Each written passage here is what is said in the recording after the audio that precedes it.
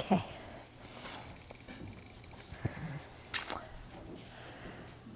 So we talked yesterday a little bit about the kindness of the Guru and about differentiating the conventional Guru and the ultimate Guru.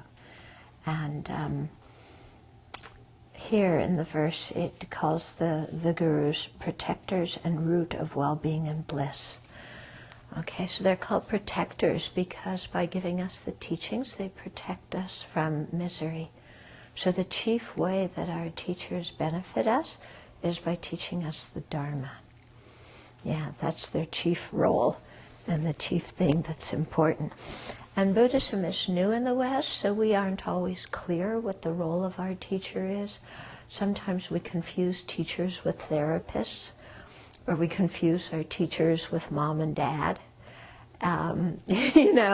or with our best friend, or there's lots of kind of confusions going around.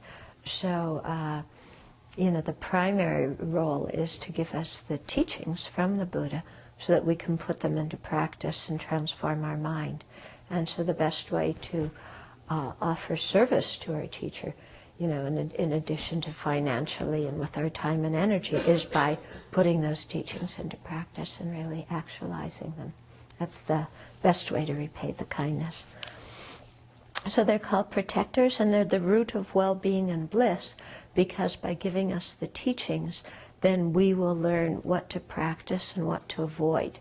So on the basic level, knowing what to practice and what to avoid helps us so that we can create the karma that will lead to an unhappy rebirth, and we will create the karma leading to fortunate rebirths. And then, of course, higher levels of practice, know what to practice and avoid. If you're on the bodhisattva path, wanting to practice love, compassion, and bodhicitta and avoid the self-centeredness. Yeah, learning to practice the wisdom realizing emptiness and the correct view, and to avoid wrong views, and so on. So for all the practices, really what to practice and what to abandon.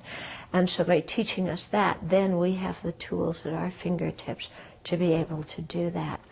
Of course, we have to do it, because our teacher can teach us all we want, but if we don't do the practice, then our mind kind of stays the same. Yeah.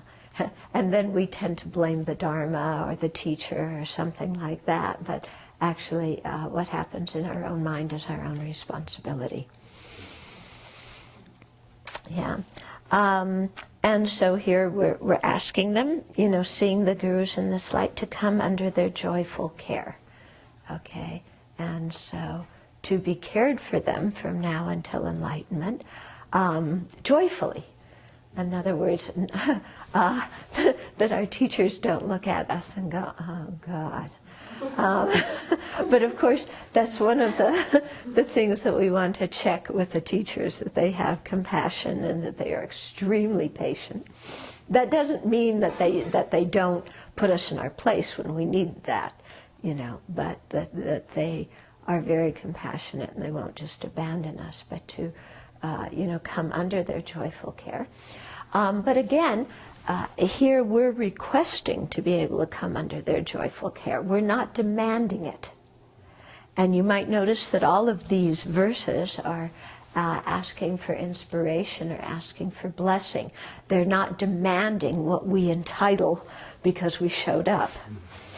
Okay, so there's a difference in attitude that we have to have when approaching the Dharma. We're very much consumer-oriented, where we go in and we demand what we want, and if we don't get it the way we want it, we complain and we demand something new. And in the spiritual realm, that kind of mind doesn't function very well. And if you look at the state of your mind when you're like that, you understand why. Because that mind is definitely a mind full of afflictions, isn't it? So an afflicted mind coming to the Dharma, demanding something, is not going to be a very receptive mind. Yeah. And so part of the practice of relying on a spiritual teacher is also making ourselves into receptive disciples. Okay? Because if we don't do that, then again, not a lot changes. Okay, so we'll talk about that in a little bit.